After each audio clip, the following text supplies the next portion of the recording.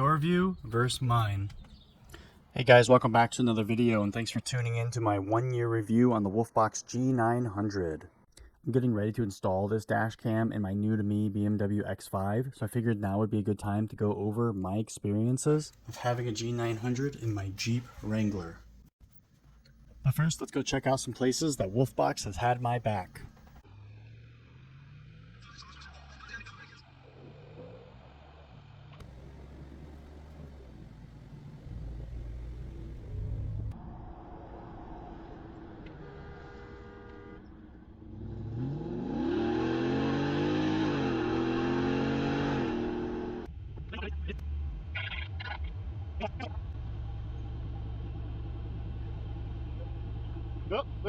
Oh.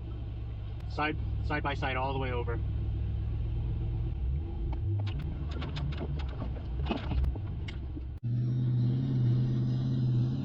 Another one.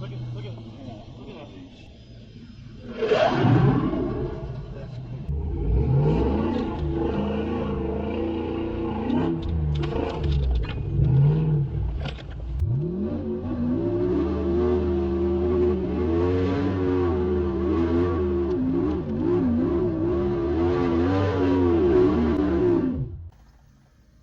give my impressions of Wolfbox and my overall impressions of several of their products that I do use and that I do enjoy. I want to go over some key benefits of having the Wolfbox dash cam, and then I also want to go over some areas that I think that they could improve. And I'll also show a little bit of the quality difference between the G900 and another branded dash cam. That way you have something to compare it to. Along with the G900, I've also used the G840H dash cam mirror, and I've also used the i17 dash cam. Overall, my vote goes for the G900. That one's the highest definition camera, but the G840H would be my second vote because that one has the ability to use a Wi-Fi app to download media from the dash cam. The i17 is good if you're not looking for a mirror replacement, if you're simply looking for a dash cam. That one also has the ability to connect to an app, and it is a high definition camera. Another product that I use from Wolfbox is their cooler or their car fridge. This thing stays in the Jeep, stays on at all times. 33 degrees, I've got this power bank powering it. So this thing is always on, always ready for me to have a cold drink. So let's go ahead and do a quick unboxing of the new G900 that I have for this BMW. So we've got our G900. This is the actual camera. Set this aside. We'll go over all of the contents. This is going to be the camera that goes in the rear. You can mount it with screws, or you can use double-sided tape to tape it right here. These usually will reach, for instance, my 4-door JK. I did not need any camera extension for this to reach all the way to the rear. If you have a small truck like a Tacoma, that should work also. But if you've got a larger full-size truck, you might need the extension for this camera. And here's the double-sided tape. This is the power cable that comes with it. These are all Type-C power cables. That's one main difference with this brand compared to several others.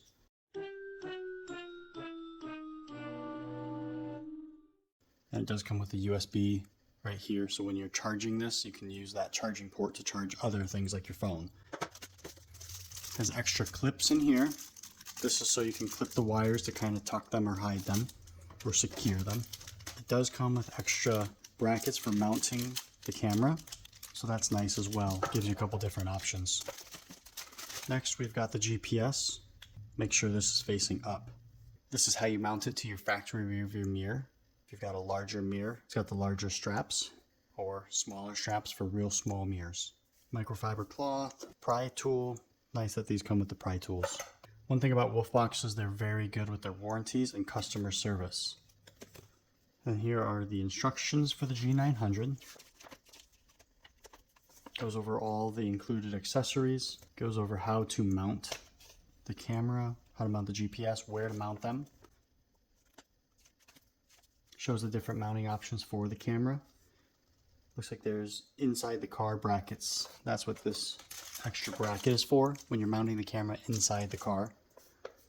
But you don't have to. You can mount this camera outside the car. It is waterproof. Titanium case, waterproof to over 300 meters. That's banging, right? This goes over some of the settings that are in the camera. I'll go over these settings also. G-sensor sensitivity, parking mode.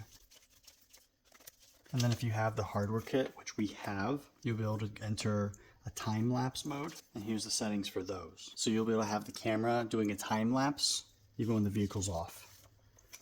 But to do that, you must get the hardware kit.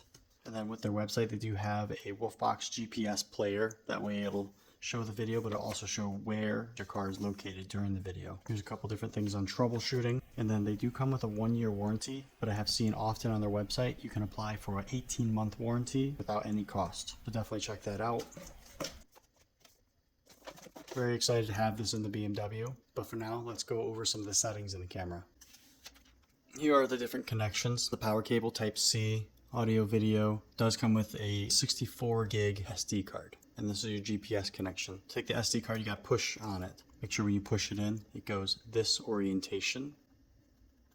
You gotta make sure it goes in all the way. Make sure the device is fully powered off when you are plugging in the SD card. This is the main screen. Let's plug in the rear camera. That way we can go through and change it back and forth. So to flip views from the front camera to the rear camera, swipe in either direction and it will change the view. So let's go through the settings. First thing I do is turn off the tone. That way it's not sitting there beeping every time we click a button. So you can go through the resolution, gives you different options of recording settings. 4K in the front camera or 2.5K in the front camera. We're gonna leave it 4K. This will change how long each recording is. I'm not exactly sure what these two settings mean. You can change those. Shows if you're going to record sound or not. Always keep that on. G-sensor sensitivity. If you put it to high, that means when you bump the camera, it'll be more sensitive. If you put it low, you'd have to hit it harder. Or for instance, a car would have to hit you harder or be a more aggressive bump on the road. I just leave this to low. Anti-flicker. This depends on which hertz your lights around the house are or where in the world you are located. If you're in Europe, you would change this to 50 hertz, I believe. Screensaver. This is whether or not the video screen would turn off after a certain amount of time. I leave this on because I leave this as the rear view camera at all times. Here's the volume, screen brightness, and it is nice and bright also. Display mode. This is the automatic mode it'll display when you turn this on. I have it in the rear. Rear image adjust. So we need to flip the image, and what that'll do is put the image correctly flipped. If you noticed before, it was rotated around. You can also, if you need to, you can mirror the image. That's if things are on the wrong side. If you need to rotate it around that way. You'll tell once you set it up, how you set the camera up, whether or not you need to do any of these settings. Time settings, you can set the date and time. Time display, whether it's going to show the time while you're driving down the road. Daylight savings, 24-hour view, whether it's 12 or 24-hour like military time. Time format shows the time format based on where you are in the world. Reversing mode. So for reversing mode, when you put it in reverse and you tap this red wire into the reversing lights, this will either show a full screen and it'll be a wide-in view, or it'll narrow the view, but it'll make it so you can see the whole area of the camera. Fatigue reminder, it'll just remind you every 2 hours to rest. Language. Format SD card. Make sure you format the SD card first before you actually use the camera. Factory reset. Don't do that unless you need to. Here's the about information. Wolfbox G900. Here's the software version. Help center. You can scan this QR code and it'll bring you to this website. When you're in the main screen, these are going to be your main buttons. This one's to stop the recording. You can see right there the recording stopped. So you can start recording again. This is the main screen you will see.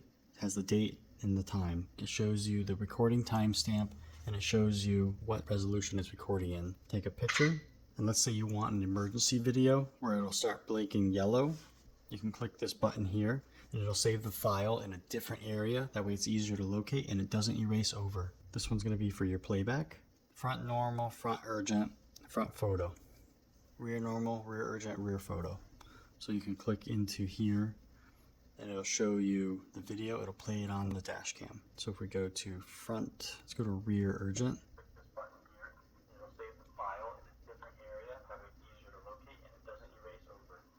And you can go rear photo, you can view the photo there. This is the settings button, and then this is whether or not you're recording audio. And it'll show you right there, not recording audio.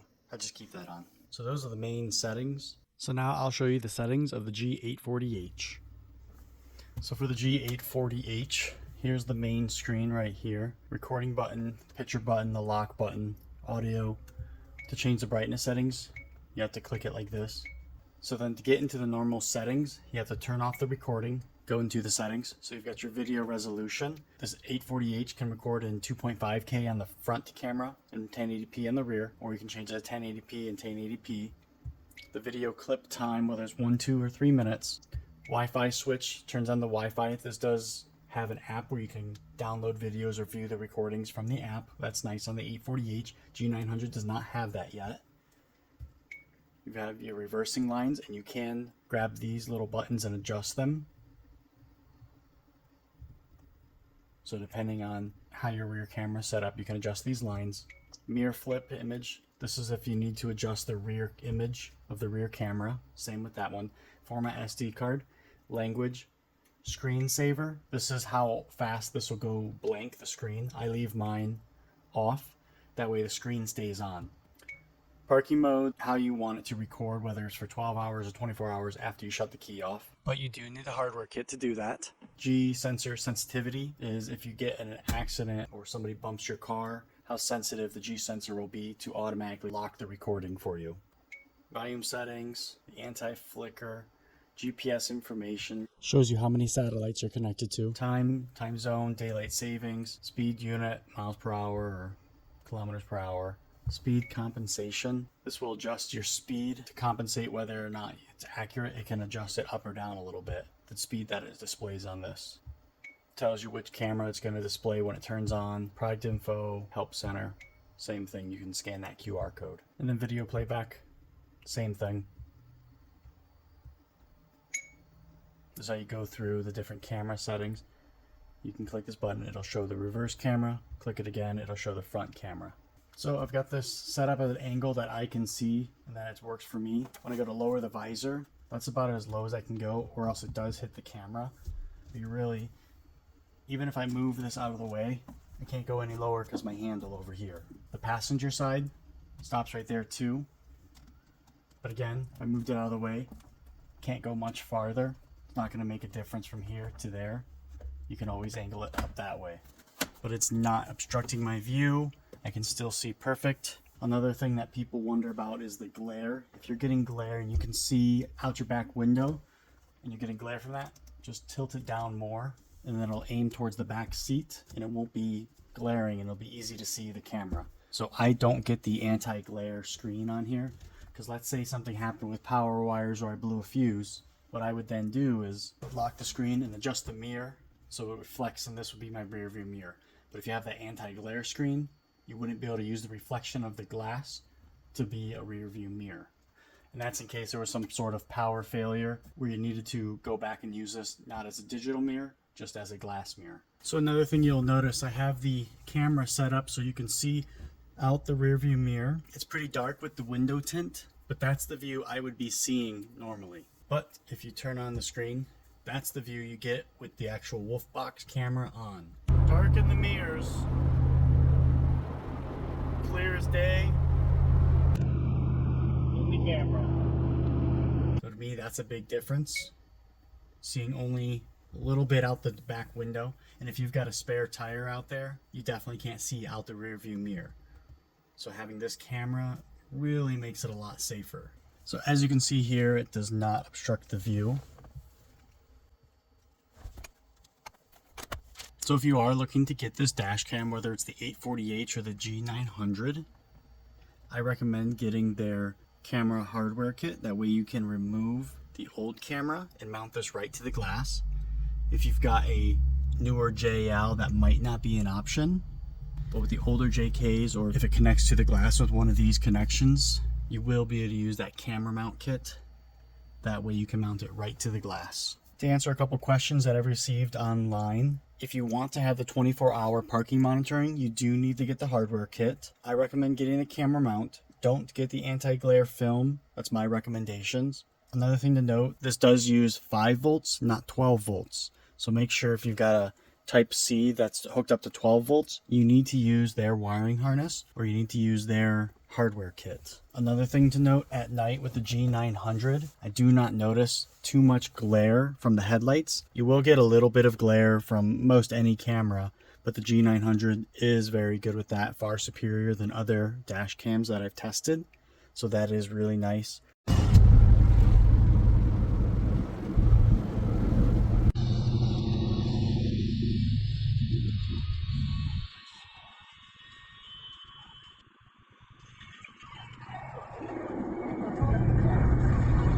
I have used other brand dash cams and I would not be able to tolerate that at night. Another thing to note, the G900 is not Wi-Fi and it does not have the Wi-Fi app currently.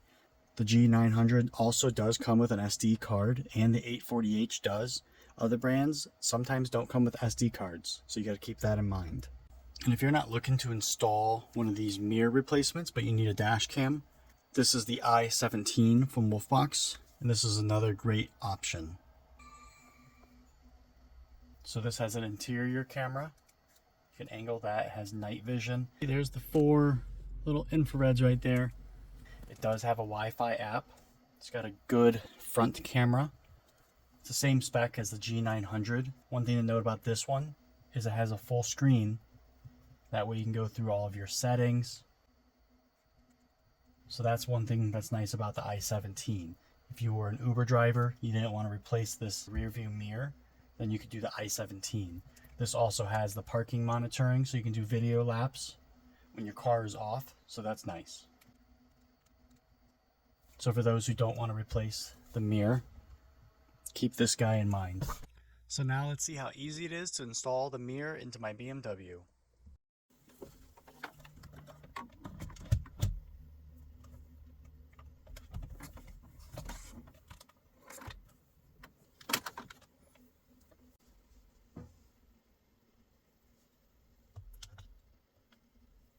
So just like that, you've got a dash cam in your BMW X5 just by simply plugging it in and hooking it up to a cigarette lighter.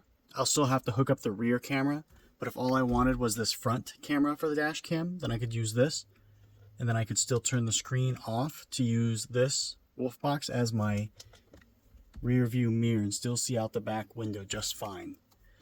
Even with the X5, I could still fold down the visors perfectly, but now I could have a dash cam. I'd route the wire up under here and it would go down under the floorboard and it would connect into the cigarette lighter here, or I'd have it hardwired with the hardware kit. That's how easy this hooks up to the rear view mirror. And it looks good in this BMW X5. So let's go over how I mount the camera and different mounting options. For my Jeep, this is where I mounted the camera. You attach it to that door in plain view with that lens. Not everyone's gonna have a spot like this. They might have a spare tire. I can attach it to the door. So these cameras do give a lot of different options for mounting, so that makes it really nice. This is the location that I put it center of the vehicle. I don't really like it too high on the vehicle. Some people might put it up here. I'm not a fan of it being that high. All right, attach it to his shoulder. I like it this level because it's right centered with the level of most vehicles. So that's my recommendations. Put it about this height, give or take. You could even do on the rear bumper. Probably put it right here, and that would also be a nice level. When it is high, that is noticeable in the camera. Another cool thing to note with the Wolfbox dash cam, another thing that I really like about it, is when a car gets to about this angle behind the Jeep, about this far back, you can start to see it in the dash cam. But a normal rear view mirror, you would not be able to see the car that's parked right here on the side of the road or driving right here on the lane next to you. But in your rear view mirror, you can now see this car. So that's nice for blind spots. You can easily see them using the rear view mirror with Wolfbox. When there's a car right in my blind spot, I look in my side mirror and I cannot see them. But when I look in the rear view mirror, they are right here hanging out. So safety wise, that is very nice.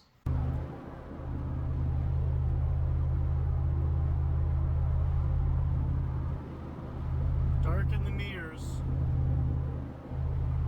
Clear as day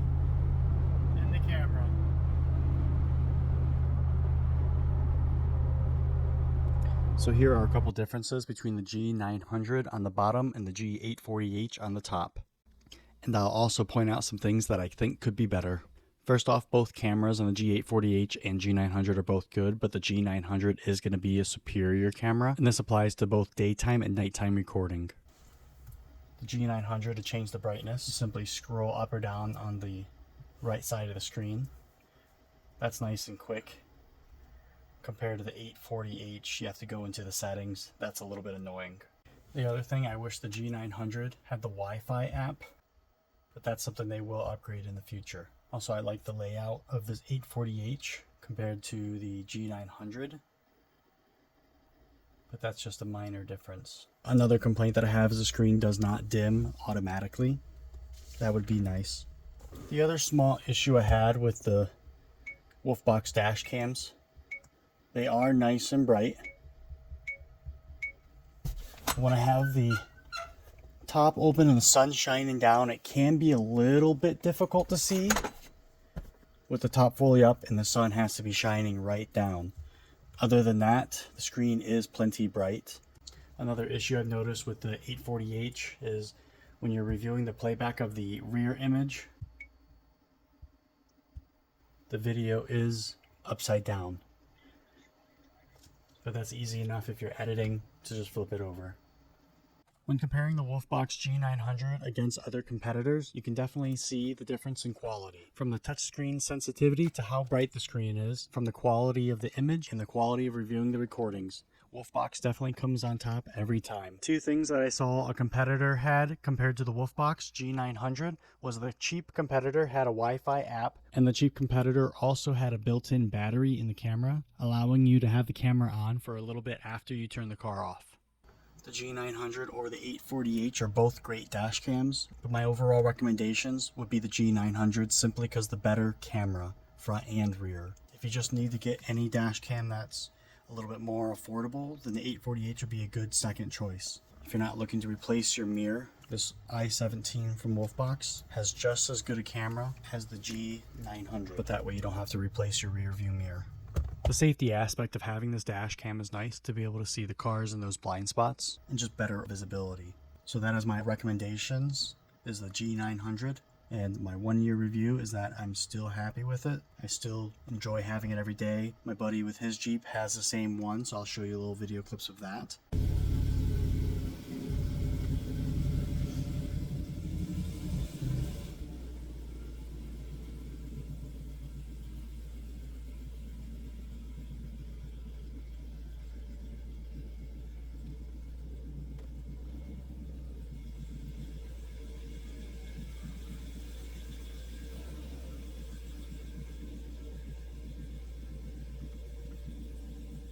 And every time I see his Jeep, I'm happy to see it. He's happy with the Wolfbox. Several of my friends have the G900, and they are also very happy.